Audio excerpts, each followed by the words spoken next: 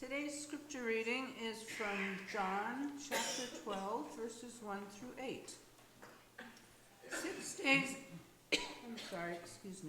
6 days before the Passover, Jesus came to Bethany, the home of Lazarus, whom he had raised from the dead. There they gave a dinner for him. Martha served, and Lazarus was one of those reclining with him. Mary took a pound of costly perfume made of pure nard, anointed Jesus' feet, and wiped them with her hair. The house was filled with the fragrance of the perfume. But Judas Iscariot, one of his disciples, the one who was about to betray him, said, "Why was this perfume not sold for 300 denarii and the money given to the poor?" He said this not because he cared about the poor, but because he was a thief. He kept the common purse and used to steal what was put into it. Jesus said, "Leave her alone. She bought it so that she might keep it for the day of my burial. You always have the poor with you, but you do not always have me." For these sacred words, thanks be to God. One of the great joys and honors of pastoring churches is you get to meet a lot of people and have relationships with folks you would otherwise maybe never meet. This is the 6th church that I have been fortunate enough to pastor. And I can remember people in all the churches that just had a good relationship with and, important talks with. Being a clergy person kind of gives you entree into some very significant times in people's lives. Usually after there's been a birth, you're there to talk about the baptism of the child. You're present at death. You're present in the hospital. Sometimes you're invited to parties. You do things. You meet with folks. You have conversations, and it's lasting. And it's one of the great gifts of this job. It's one of the things that makes it hard when you move on to the next appointment. But I remember people in every church I ever served. I remember Larry and Gail Jones at Newside, Alabama. We moved from Atlanta to Newside. We moved from a city of 2.5 million to a town of 400. So a little bit of a shock. Larry and Gail Jones, we'd have conversations out on their back porch about hell and are people going there? And do we want people to go there? And those things. And I'll never forget them because Gail gave us the homemade ice cream recipe that we use to this day. So every time we make it, we think of her. And then I think of Myra and Susan Wilson at Cedar Bluff. Good folks. He was my eye doctor. We were over at their house a lot, and they were over at the parsonage a lot. And they threw a surprise birthday party for me, which was, I turned 30 and thought I was getting old. I remember thinking that. So at 30, you're no longer an up-and-comer. You're there, let's see.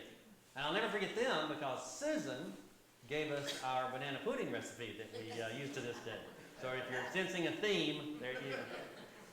And then, other churches, I was at Midfield in Birmingham area, and in Payette, and in Medford, and then I was a superintendent, and now I'm here. And I just have all these names that come to my mind of people that I've had deep conversations with. I think of Mark and Shelley and Jim and Heather and Larry and Shirley and Donna and Terry, and I could just go on and on. And all these people are present with me whenever I'm here with you. And then coming here to Langley and getting to meet you guys, it's been wonderful. I can't believe I've been here 9 months, but I'm looking forward to getting to know more of you because the relationship is what matters, and that's what feels real, and it's wonderful. It's one of the great joys. Every once in a while, though, something happens that kind of spoils it a little bit. When we were living in Birmingham, I'd already been at Cedar Bluff for 4 years, and we moved. That was the year I went to law school. So we moved to Birmingham, and we were at Birmingham, and somebody rang the doorbell. And we went to the door, and it was this couple who went to the Cedar Bluff church. They just surprised us. They dropped in on us to say hello, so we thought. And so we invited them in, and they came in, and we sat in the living room, and we were kind of catching up, because it had been a couple of years since we'd seen them. And then they pivoted the conversation and started trying to sell us stuff. And I think it was Amway kind of thing. And I'm like, wait a minute. This isn't the feel-good reunion that I thought it was. Suddenly I felt like I was being used instead of being related to as a person. And it just soured my whole memory of that couple. It gave me kind of a yucky feeling. And I get a similar feeling when I read today's passage. Because Jesus is at a friend's house. He's Mary and Martha and Lazarus are people that he knows. And he's been there before, and with Lazarus especially, he's been to death and back. And so he's got a history. And he's here at their house, and I don't know what the conversation was about, but very likely he's talking about how he feels like his days are numbered. And so it's probably a very real conversation. And Mary is moved to get the perfume and to anoint Jesus' feet, to wash his feet. And it's very moving. That's a very vulnerable, very intimate act. We've all been in rooms where you just feel the thickness of the poignancy that's going on. And it's just a perfect moment. And then Judas says, "Why didn't that perfume get sold and the money given to the poor?" And I'm like, oh, wait just a minute. This is a good moment.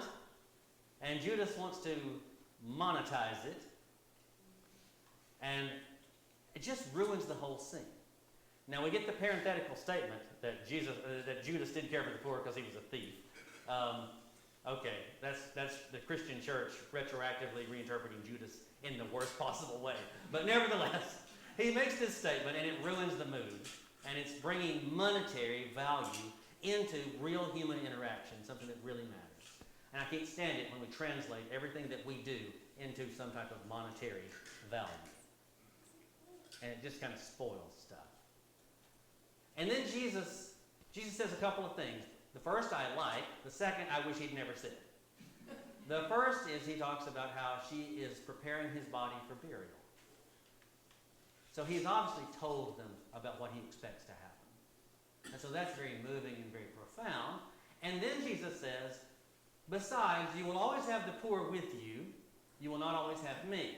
And I grew up hearing that line, you will always have the poor with you, taken out of its context and lifted up as the reason why Christians don't have to worry about poor people. And the reason we don't have to be concerned about poverty, because Jesus said, well, they're always going to be. And I'm like, have you read the Gospels?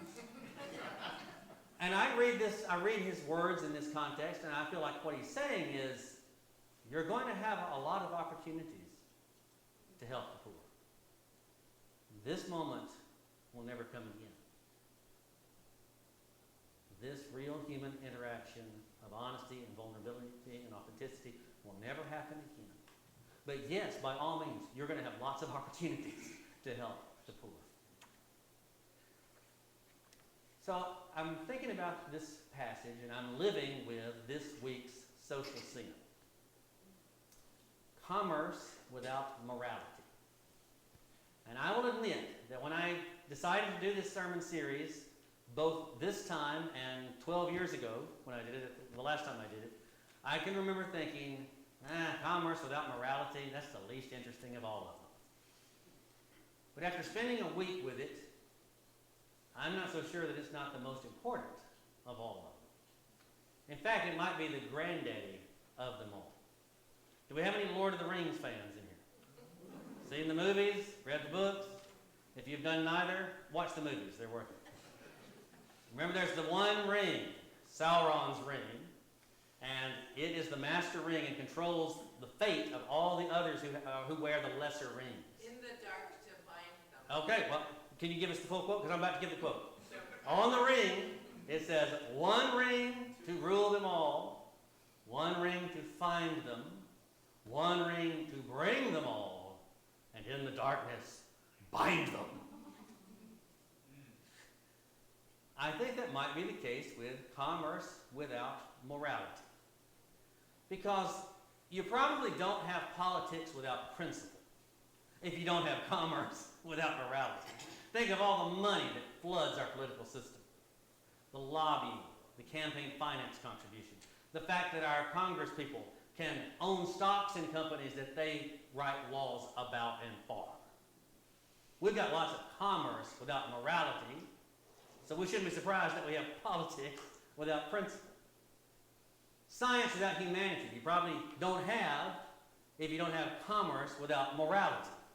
Because these companies are buying off these scientists to deliver the goods on research that supports their products and defends them and keeps them operational and promoting their stuff.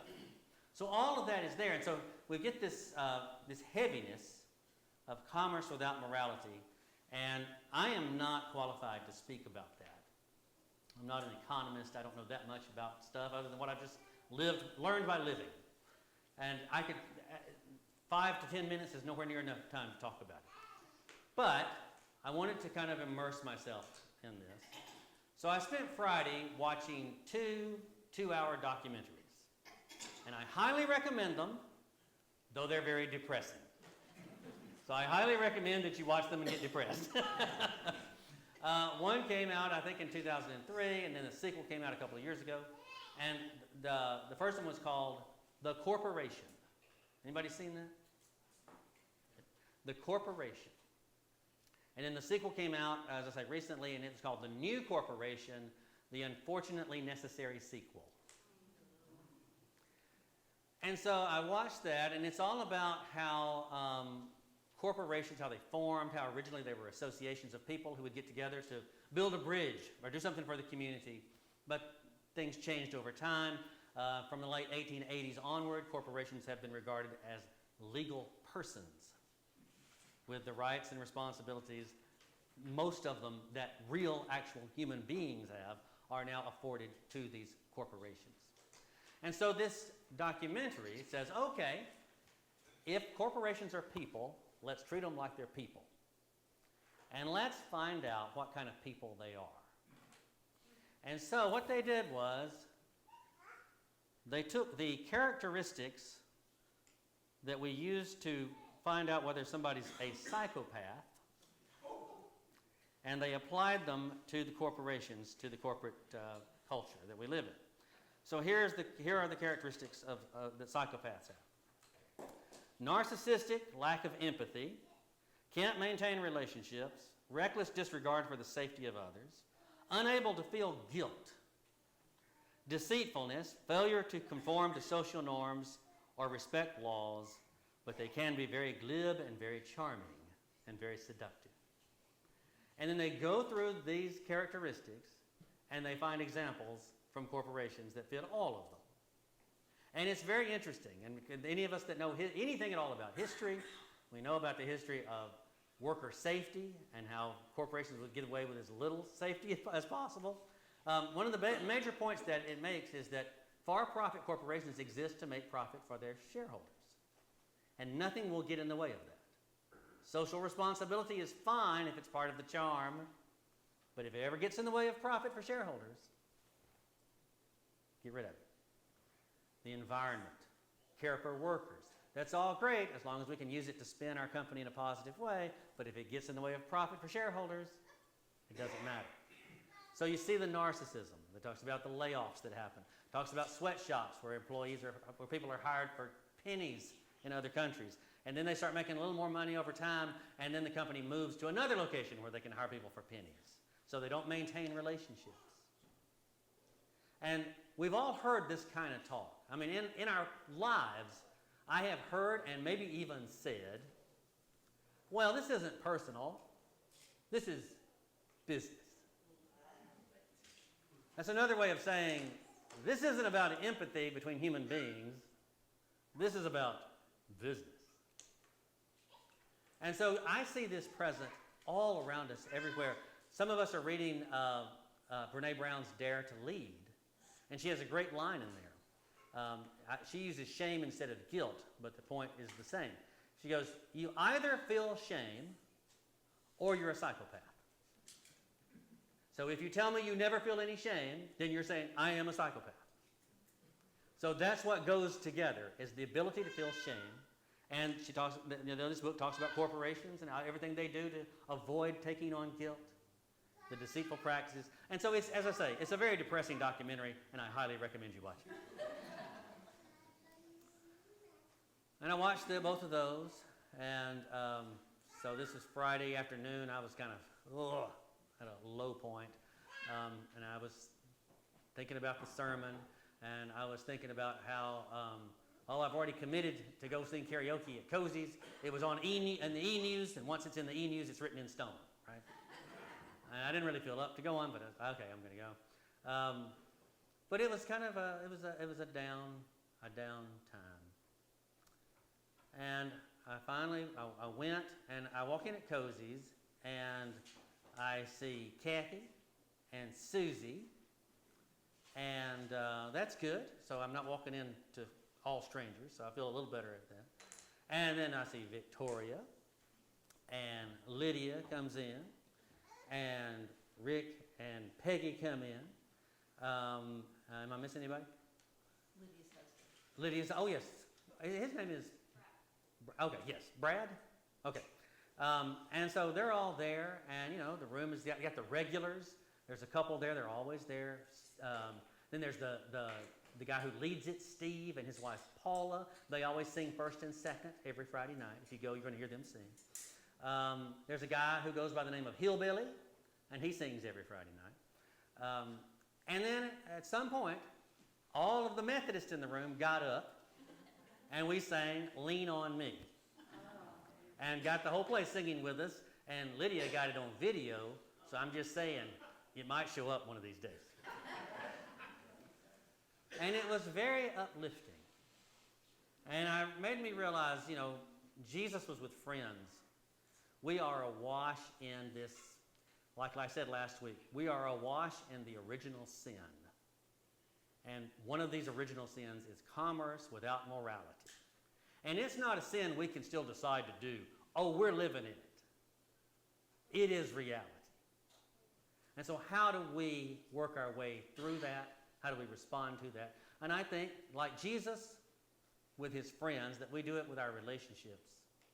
And we lean on people, and we get together, and we talk about all the ways we can escape the clutches of commerce without morality. And I will tell you that in my life, there was one year when I felt the most free, and I couldn't maintain it. And that was the year that Linda and I went all plant-based. Because we were no longer under the manipulations of all the commercials and all the companies. And it was healthy, and that was great. But mainly it was like, I don't feel manipulated. And I couldn't maintain it. So that's part of my sin. I can't maintain it. And I'm addicted to Coca-Colas. And Coca-Cola is a terrible company. Recently, what they've done with immigration, Fanta orange drink was made by the Coca-Cola company so they could make profits during Nazi Germany. And so it's terrible, but they got me when I was 5 years old, and it's hard for me to break it. But I realized that getting together with people is one way to support each other and to figure out ways of resisting. And so we did the karaoke thing, and that was a lot of fun, and I felt so much better when I left Cozy's. And then the next day, Linda and I went up to Oak Harbor for the Hands Off rally. And there were several people there from the Oak Harbor Methodist Church, and there were several folks from our church there. And, depending on who you talk to, there was either 1,300 or 2,000 people there. And people were singing songs, because that's kind of what helps us bind ourselves together and fills us with hope. And so it was wonderful. And so I'm going to lean into our relationships with each other, because we can't escape this original sin that we're in. But we can rely on each other to try to figure out ways to resist, ways to breathe the fresh air from time to time. And just as original sin is something, or this commerce without morality surrounds us, so too does grace. So too does the love and acceptance of God. And as profound as the sin is, equally profound is the grace. Now recently, too late in life, I've been getting into John Prine. Anybody listen to John Prine? All right, so I go to bed every night listening to John Prine. And he's got a song, and I thought this is a good way to close it. I'm not going to sing it, so don't worry, Robert, about copyright.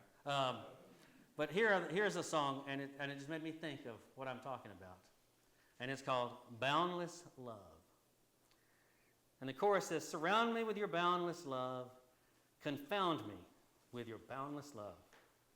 I was drowning in a sea, lost as I could be, when you found me with your boundless love. And that sounds a little similar to the hymn I talked about last week, Amazing Grace.